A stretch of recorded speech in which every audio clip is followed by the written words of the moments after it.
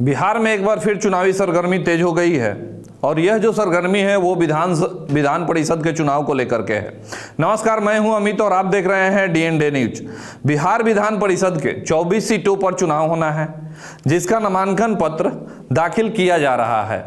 इसको देखते हुए आज हम बात कर रहे हैं सारण सीट की, जहां से एनडीए समर्थित उम्मीदवार धर्मेंद्र सिंह समाजसेवी, राजद समर्थित उम्मीदवार सुधांशु रंजन पांडे और निर्दलीय प्रत्याशी के रूप में पूर्व एमएलसी रह चुके सच्चिदानंद राय ने सोमवार को अपना नामांकन पत्र दाखिल कर दिया है और 4 अप्रैल को वोटिंग होनी है।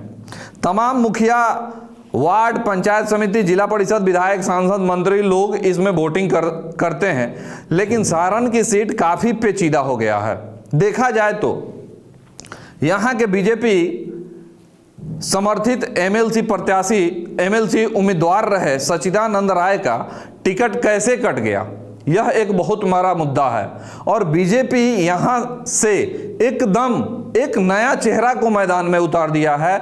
वहीं राजद ने भी युवा उम्मीदवार सुधांशु रंजन पांडे को मैदान में उतारा है। देखा जाए तो इस चुनाव में पैसे का बोलबाला ही सबसे अधिक होता है। जातीय समीकरण कुछ खास मुद्दा नहीं हो पाता है, लेकिन देखने वाली बात है कि मतदाताओं को पैसे के दम पर कौन कितना अपनी तरफ खींचने में कामयाब हो पाता है। लेकिन जातीय समीकरण की भी अगर बात करते हैं तो सारण में राजपूत, भूमिहार, यादव, इनका वर्चस्व शुरू से ही रहा है।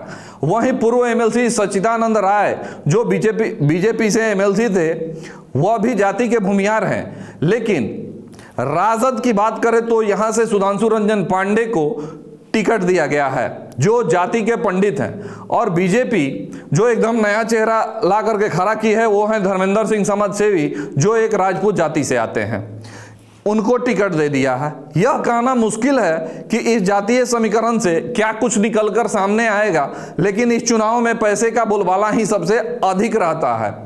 और देखा जाए तो सभी प्रत्याशी कहीं भी एक दूसरे से कम दिखाई नहीं पड़ रहे हैं। आरजेडी की बात करते हैं, सुधांशु रंजन पांडे जो लगातार 2 से 3 सालों से सारण जिले में अपने उम्मीदवारी को लेकर के खास चर्चे में रहे हैं और कहा जाए तो यह प्रत्येक प्रतिनिधियों से 2-3 बार मिल भी चुके हैं। वह किस तरह से मिले हैं, आगे किस तरह से मिलेंगे यह देखने वाली बात होगी और इनका यह प्रयास कितना मेहनत कितना आगे सफल होगा यह आने वाला समय बताएगा। हालांकि बात करें बीजेपी की तो बीजेपी एकदम से नया चेहरा धर्मेंद्र सिंह को सारण की सीट से टिकट दे दिया है और यहां से धर्मेंद्र सिंह भी पैसे के मामले में कहीं से कम दिख नहीं रहे हैं। जहां तक बात करते हैं निर्दलीय प्रत्याशी सच्चिदानंद राय की, तो इनके बारे में कहा जाता है कि बिहार के सभी एमएलसी से सबसे अधिक पैसे वालों में इनकी गिनती होती है। सच्चिदानंद राय के पास पिछले चुनाव में बीजेपी का एक बहुत बड़ा कुनबा इनके साथ था, जो अब वह कुनबा इनके साथ रहता है और उनको कितना समर्थन करता है यह देखने वाली बात होगी। हालांकि देखा जाए तो सारण में बीजेपी में भी दो गुट चलता है, लेकिन धर्मेंद्र सिंह के साथ बीजेपी के कार्यकर्ता काफी उत्साहित दिख रहे हैं और धर्मेंद्र सिंह के पास यह चुनौती है कि वह अपने मतदाताओं तक कितना जल्दी पहुंचने में कामयाब हो जाते हैं और बीजेपी का एक जो बड़ा कुनबा सारण में है उसको इनको कितना लाभ मिलता है यह तो देखने वाली बात होगी। हालांकि कहा यह भी जा रहा है कि धर्मेंद्र सिंह समाजसेवी हाल ही में हुए पंचायती चुनाव के दौरान जिला परिषद चुनाव हार चुके हैं, फिर भी बीजेपी ने इन पर इतना बड़ा भरोसा जताते हुए सारण की सीट से अपना सिटिंग एमएलसी का टिकट काटते हुए इनको टिकट दे दिया है।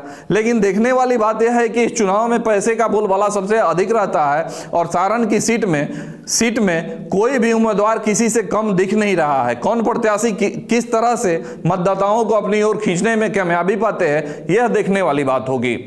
बने रहें डीएनडे न्यूज के साथ। मैं हूं अमित कुमार और अभी तक आप अगर हमारे चैनल को लाइक और सब्सक्राइब नहीं किए हैं तो प्लीज हमारे चैनल को लाइक और सब्सक्राइब करें।